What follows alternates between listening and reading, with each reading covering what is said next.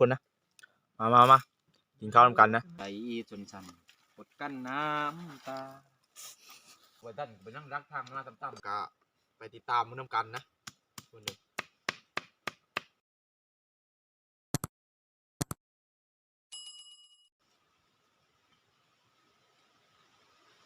ทักทายสบายดีพ่อแม่พี่น้องเมื่อทุกคนนะ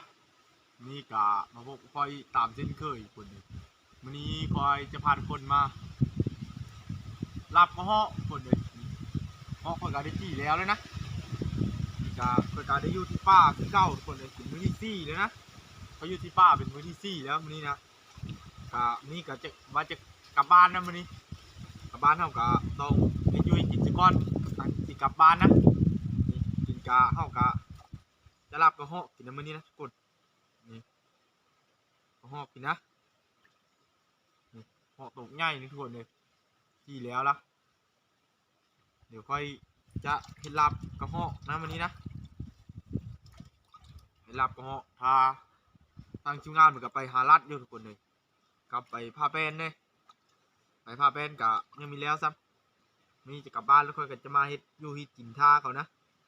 ว่าจะรับกระเหาะท่าทีมงานนี่กะนี่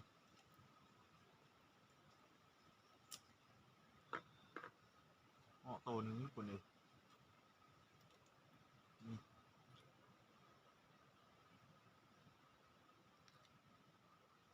เหาะตัวใหญ่เลย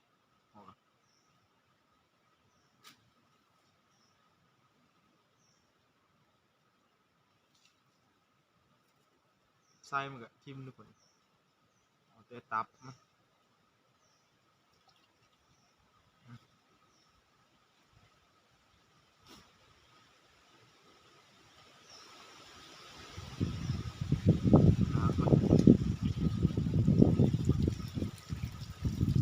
ครับก่อนนะ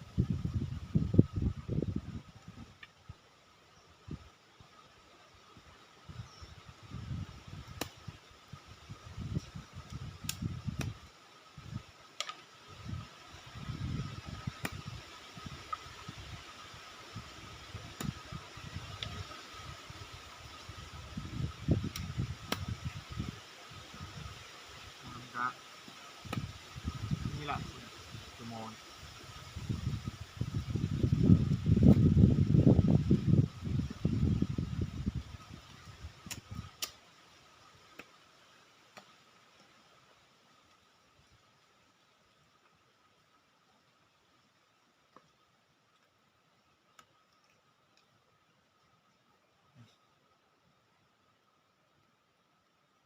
ส่วนนี้จะฟักนะนี่นะ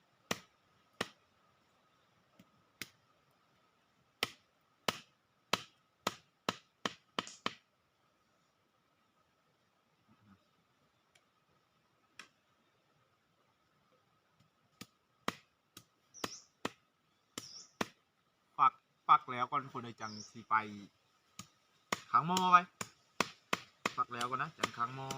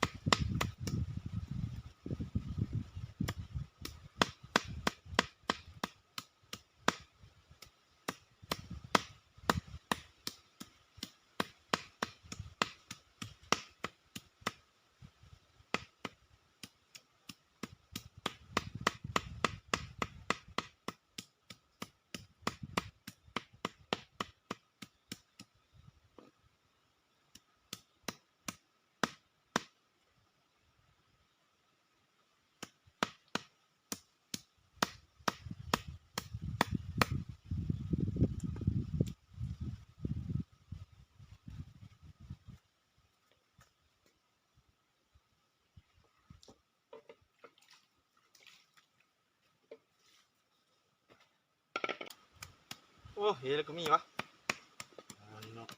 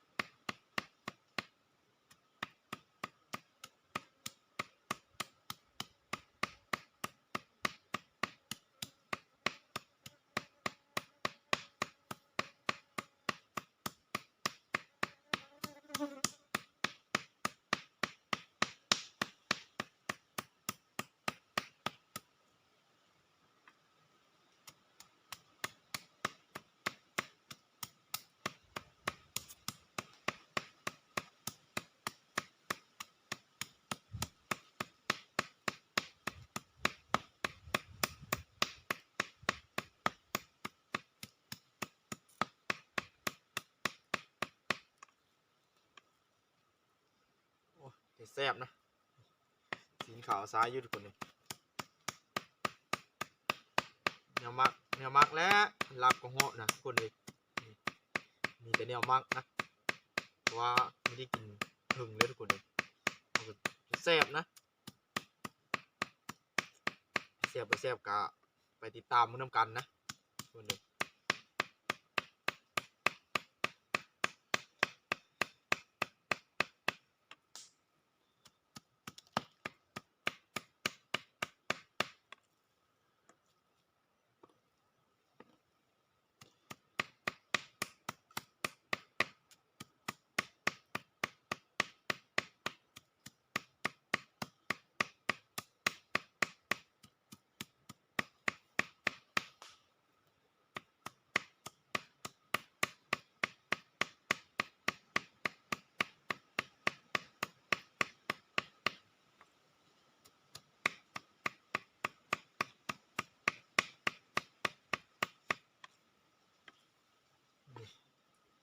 โอ้เดี๋ยวแซ่บนะทุกคนนะ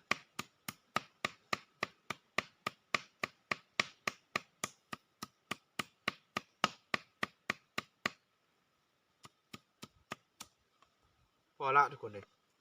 เอาไปโละได้แบบนี้เลยเราจะต้มน้ำนี่ต้มน้ำเซลมอนนี่ก็จะเอาไปโละนะเอาหาต้มน้ำก่อน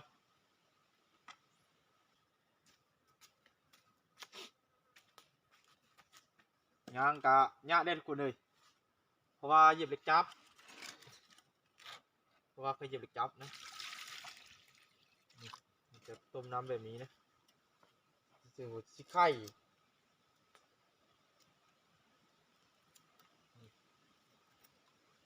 แล้วก็หัวข้าทุกคนเลยหัวข้าหัวมันจะใส่แต่หัวข้านะ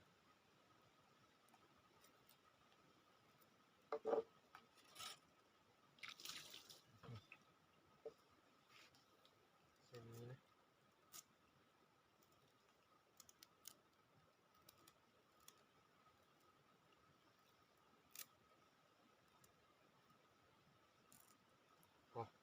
ก็เบอร์พักน้ำทุกคนเลย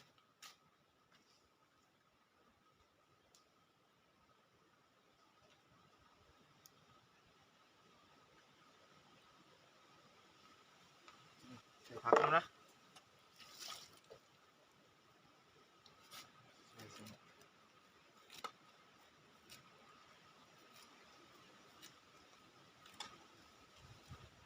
เอาไปค้างบัดนี้ทุกคนเลย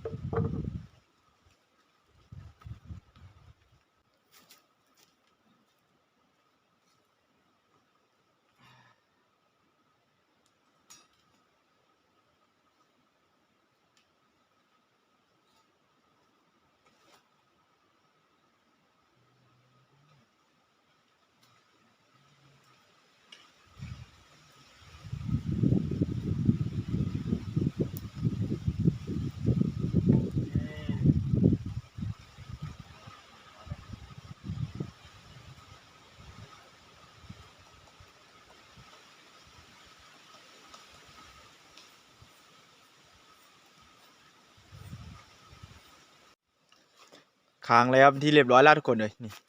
มีตามันฟดแล้วก็จังนั้นบัดนี้มันฟดแล้วก็จังเอาซีนพวกที่ค่อยฟักนำมาโละนะทุกคนโละให้มันสุกเอาจังลาบกินนะเพราะว่าเฮาบ่ได้กินดิบยันเบื่อทุกคนเลยบ่เคยกินดิบนะเดี๋ยวมันฟดหม้อฟดก่อนค่อยจังสิโละบัดนี้ทุกคนเลยโอเคทุกคนหม้อก็ฟดเป็นที่เรียบร้อยแล้วทุกคนเลยนี่เดี๋ยวค่อยมาโละก่อนนะนี่โละให้มันสุกทุกคนเลยโละให้มันสุกเฮาจังเสิร์ฟของหอมนะเดี๋ยวค่อยโละก่อนเดี๋ยวค่อยมาโละก่อนทุกคนเลยบานนี้กะ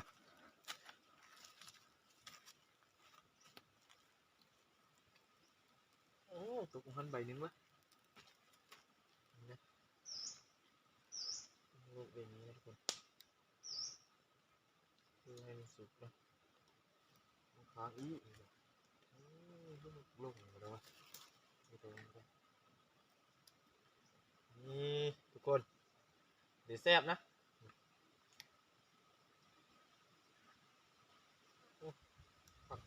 คนเด้อย่ามักแล้วนี่นะรับก็ฮ้อน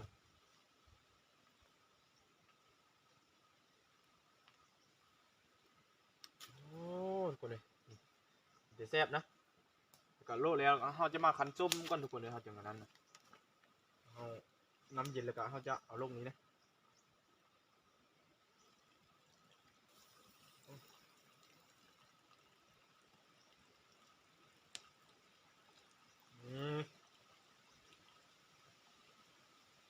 โลอีกบาทหนึงก็ยังพอทุกคนเลยอ๋อตัวเดี๋ยวแซ่บนะคนเฮาจะโลอีกบาทหนึงนะเอาอันนี้ก่อนทายหมอคดอีกก่อนทุกคนเลย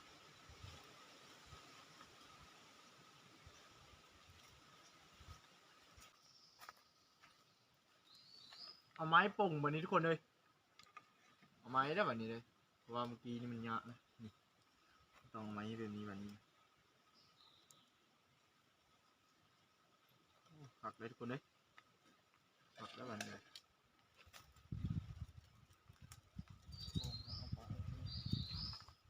โอ้ผักได้ทุกคนเลยนี่ผักนะ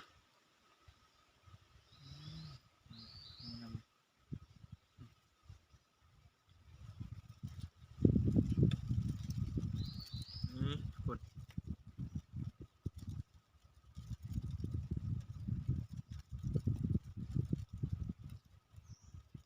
มีสุกคักอยู่ทุกคน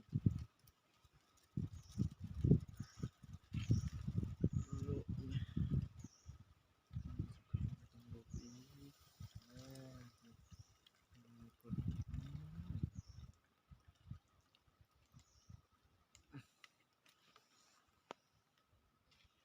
แล้วทุกคนในวันนี้จะมาขันมะกอกวันนี้ทุกคนเลยขันส้มก่อนนะคอยจะมาขันส้มในวันนี้ได้เพราะว่ามันเย็นแล้วทุกคนเลย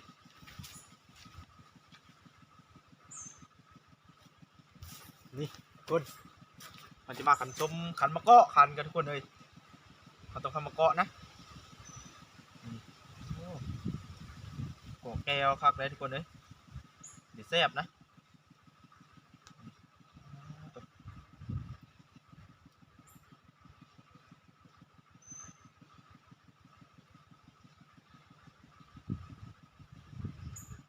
ไม่หนึ่งก็พอละทุกคนเลยเดี๋ยวเข้าทิมก็มันบวคักถึงขันใหม่นะ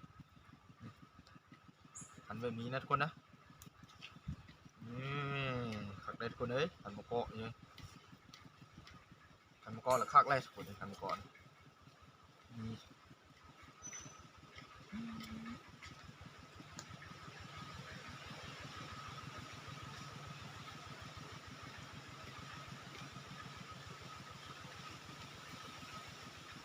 บอลซิมก่อน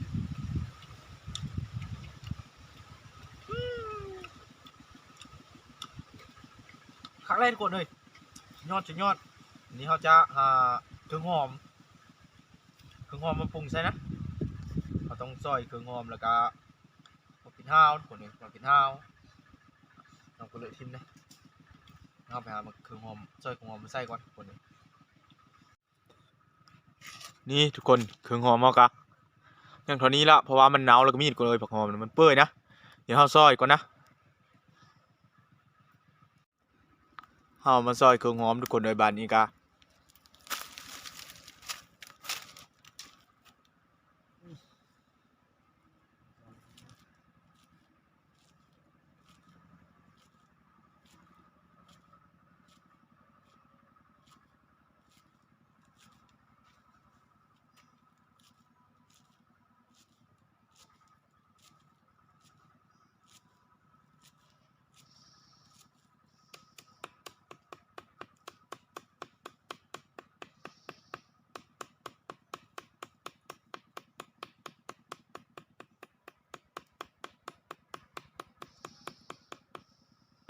อ๋อนี่นะนี่นะทุกคนเย้เดี๋ยวเราไปจ้ำมาคิดทุกคนเดี๋ยวผมจ้ำกินห้าวคอยกะได้มาจ้ำมาเผ็ดห้าวนะทุกคนบัดนี้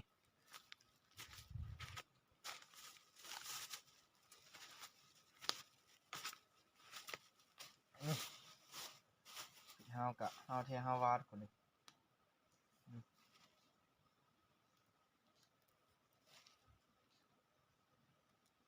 เฮาต้องเสิร์ฟมาเผ็ดเฮานะทุกคน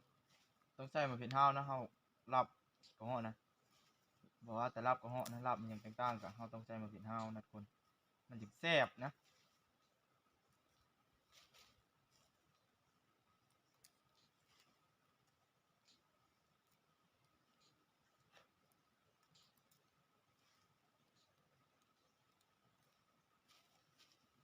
ทางทีมงานเราก็ยังมีมาจากคนทำเป็นนี้ทุกคนเลยเอาไปเฮ็ดกินท่านะเพราะว่ากินข้าวง่ายแล้วก็ตั้งที่กลับบ้านมื้อนี้นะพอกันไปนะไป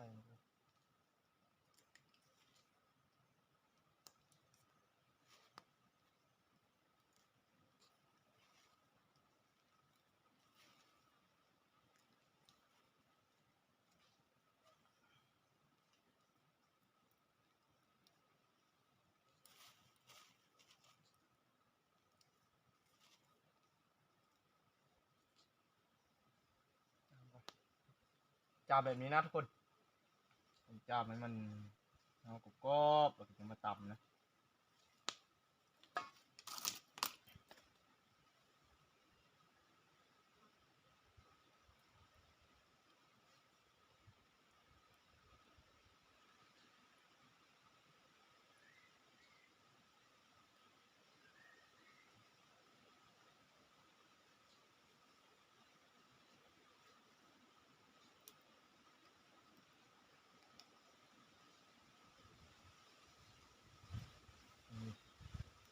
เดี๋ยวเข้าไปตำมัน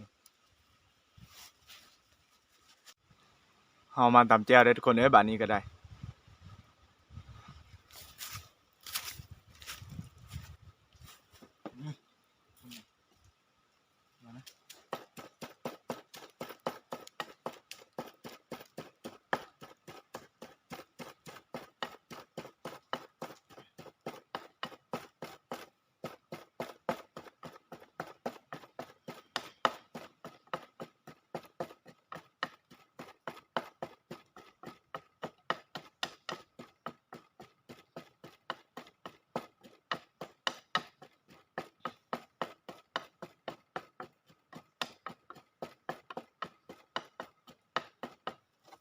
แล้วทุกคนเลยนี่ก็จะปรุงนะปรุงใส่ลาบโอเคทุกคนวันนี้เราจะมาปรุงเครื่องใส่ลาบนะเหลือหม้อรถก่อนอย่างว้าวโอ้ยจีบตีนเอาได้ อย่าแค่เลยนี่วันมาซ่า พันเมาส์แล้วเกินก็หาว้าวบ้าเลยเนาะ เดี๋ยวสิเฮ้ย ปรุงยุบถ่ายรูปนะ ปรุงอยู่ แต่เย็นก็เฮ้ยเข้ากับมือคือดีย่างมัน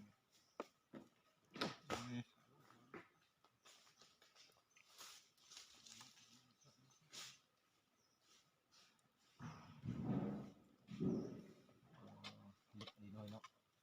ใส่เจียวนะ ปลายเสาเลยมีช่างเนาะรับจิมาแล้วเสาเงินของมือนี่หน่อยเนาะ เม้นเศร้าเลยเนี่ยลาบเป็นปลาเขาเลย มาเลย มีแค่นคำครับ ไม่เช่นอันนั้นรัวๆไม่เช่นหิน ไม่แค่นสดแล้วเลย ไปเอาชิเนาะเลยมันมี ขอบักได้หึง บักไว้เนาะ ครับ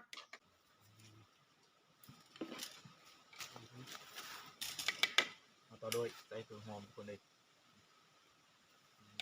โอ้ลืมเจอกระไมคนนะเจอโคโค่ก็เฮ้ยเป็นโคโค่อ๋อยิ่งไปเรื่อยโอ้ยเจอโคโค่เลยตัวนี้มีแม่นอยู่ทั้งนี้บ่เชียวอันหน้าแม่นอยู่ทั้งนี้บ่คาราบคาราบ้าวนี่ไรอันนี้มีแม่นบ่เด้นะ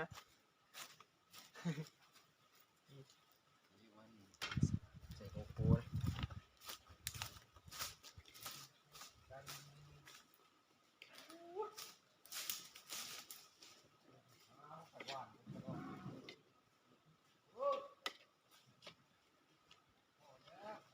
คนเลยเดี๋ยวแซ่บเด้ออ๋อ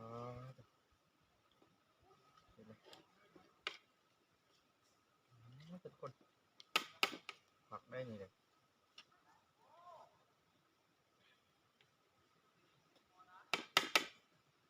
ดูก่อน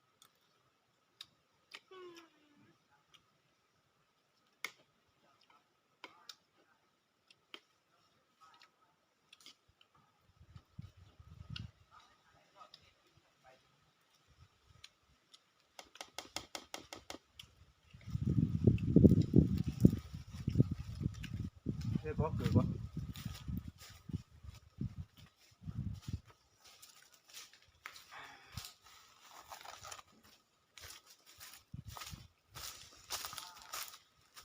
เป็นโน่ก็โอ้โหตลอดเลยว่ะเยอะขู่ลงนะเดี๋ยวเดี๋ยวโอเค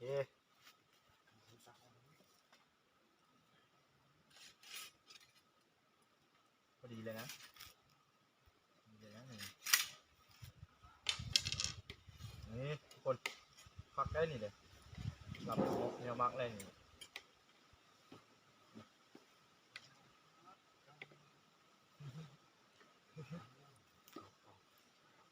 อ๋อได้ทุกคนเลยมาเหมือนกันนะ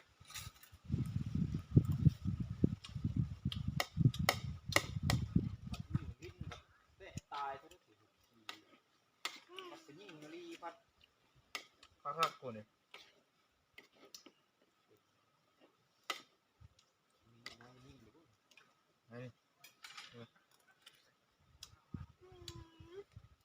ชุดยอดทำไมเดี๋ยวจะเป็นไงตรงวะ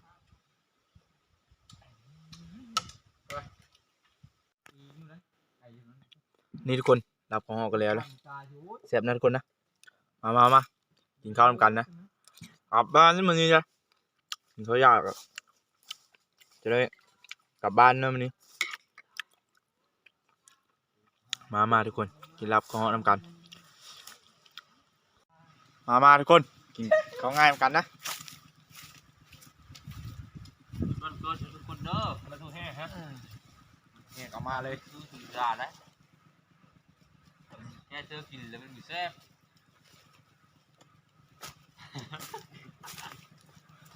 มึงเลยเที่ยวเวลาไปเราวิ่งอย่ามาสุกนั่นไม่ดีท้อง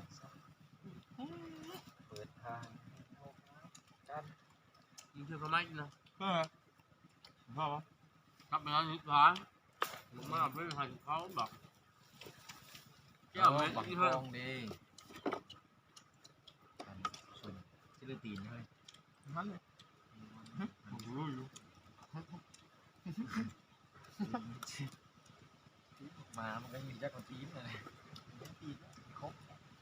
เริ่มถือนี่นะไอ้ไม่มาเยอะ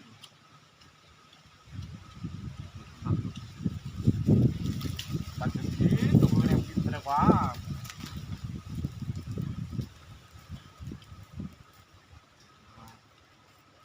ลอกปัญญาประเภทถามว่ามันกิน มันไม่นักก็ไม่เที่ยวถึงบึ้ง มาตกรถของมันดึง แล้วบอกพี่ไม่แก้ได้ซื้อเขาเลยโลกละลาบเอาดีน่าเบาใช่ไหมธรรมดาอยู่แล้วหรือเปล่าโลกพาม เราไม่เชื่อมาก โลกไปโตธรรมดาที่ทำเป็นคือทั้งฉากluônคือฉาก ตามอยู่กิน tầm luôn ยังปัดหกตัวของรถนึงงั้นปัดตัวเลยเอาวัน cái ngày là đường hết bưng đường hàng một hàng buộc tiền như เอาโต๊ะนี่ rồi hơi trăm mét treo của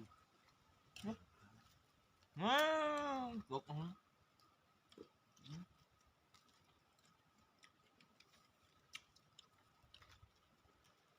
กูห้ามมันคนเบิ่งหลายแล้วตอนนี้มันก็ยิงออกกูห้ามมันคนรอเลยอันนี้เด็กแล้วหมอนมันคิดได้ไปเบิ่ง โอ้หนึ่งมามึงเด็กแล้วคนหัวจักลายรถทหารแต่คนล่างเบิ่งไม่ได้ พันเขาเลย คือแล้วนอนนู่นนี่น้องผ่านนะจ้องไม่ได้ ลงมาในเรื่องมันนะลายวัดดิ มันเคยจงงดนะ จ้องไม่ได้คือโจรมันหรือเปล่าที่จะเกิดปลอมตัวไป ผมเพี้ยเงา2 เส้นเพชรเลย2 เส้น ผมนะ มีกว้างอย่างพูดยงเนี่ย พวกนาดีปี คอมเมนต์ ยิ่งเขาเจอยากลับมาไม่ มาทางกระดาษไม่ย่างนะพี่เลิกว่าก็ห่อว่าตัวกูยิ่งนั่นแหละเบียดอ้อแต่เธอกูเมื่อยกักแล้วกูอะไรไป10 นาทีกูอยู่ในหม้อพี่อ้อเจ็บหรือพี่อ้ออ้อคำจะได้แล้ว ตุ้มเพิ่งบ้านชง ไหวไหมเนาะไปอุ่มใช่ไปอุ่มเนี่ยอุ่มไม่นานไม่นาน เห็นเขาตัวเดียวที่เขาท เป็น3 โต๊ะปุ๊กมาไหมไปพิทันไปแล้วปุ๊กปักเข้าไปนู่นคือเขาลาอ้อล่ะที่รักแห้งเลยตัวนั้นนะไปท่านไปนั่งรักทางมาต่ำๆกูยิ่งเจ้าไปแล้วง่วงปุ๊กแบบง่วงหนึ่งปุ๊กโมงบ้าบิดคือเวลาเวลาเดิม ำเป็นมุกเล่น เป็นเมื่อกี้นี่แหละจริงนี่มันมงกุฎมันก็ว้าว ครับ นับเดี๋ยวลูกทำบ้ง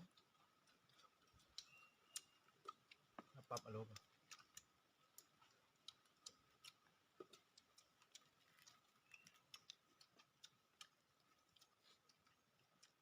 ตัวนั้น2 ตัวตัวยิงได้ตรงนั้นมันไล่เดียวเลย ได้ชอบพวกนี้ เห็น2 โต๊ะเห็น3 โต๊ะได้ตัวนึง ตัวเธอก็ตัวแม่ไม่ได้ แมวนะ จะมี 2,000ตัวไอ้กูพี่จ้อยนี่ ทำได้ กูยิงใส่มันล้อมันละใส่มันลงมากูยิงโต๊ะ ห้องคือกันเนาะในห้องยังตื้นมาให้สปีด เก็บใส่มันยังดีไปมันยังกักกูมันยังเคยมีได้ปืนเห็นบอกปืนโตวัดนะเอามายิงนะมึงตอนไปนำนิด3 คนนะกูมาคนเดียวกูยิงมาตั้มแล้วก็แรงก็กไม้เลยแล้วนิดๆขึ้นประตูปูลงเอาเลยมึงจะตายเลย ได้รู้ ปืนเนาะครับ ราคาอะไรมาที่จะลงกินลงยิง เตะกับพี่จิ้มได้ดิ ปืนลงไปก็ดีเลยสาว เตะไปทางกูก็กูอยู่ที่สู กินข้าวกินน้ำแล้วก็จะมาแยกที่เขาได้มานะทุกคน มันนี่ ได้ชำนี้แหละ ตาพานเพิ่นพานบุญมานี่พานนี้นี่เพิ่นจะแยกอยู่นะ ผักที่ยังเขาเห็นบักหน้าได้ตัวนี่ว้ายกระจอนตัวนี้อยู่จอนอุ้มใจเต็มที่มีเสียวกระแตแล้วโอ้คนดี ได้หลายแต่ได้ทุกคนเลยวันเมื่อกินนะ อย่าลืมฮักเก่า2 เฮากระจอนก็ได้หลายเลยใช่ไหม ตามที่ขึ้นได้ก็หัน นี่3 พูดนะทุกคนปันแล้วเรียบร้อยแล้ว ถ้ากองปลาเดียวแล้ว เดี๋ยวมาเอานะวันนี้นะ ลืมทายเถอะเฮาได้เด้อของตีนะ มาเอาแบบนี้แล้วทุกคนเลย ปิดมันคิดถึงน้องอยู่ทุกวันใจจนสั่นอดกั้นน้ำตา โอเคทุกคนนี่ก็เพื่อการได้ปั่นหนูปั่นกระจอนกระเหาะเป็นที่เรียบร้อยแล้วทุกคนเลยวันนี้ก็ค่อยก็จะได้มือนะนี่เครื่องเขาก็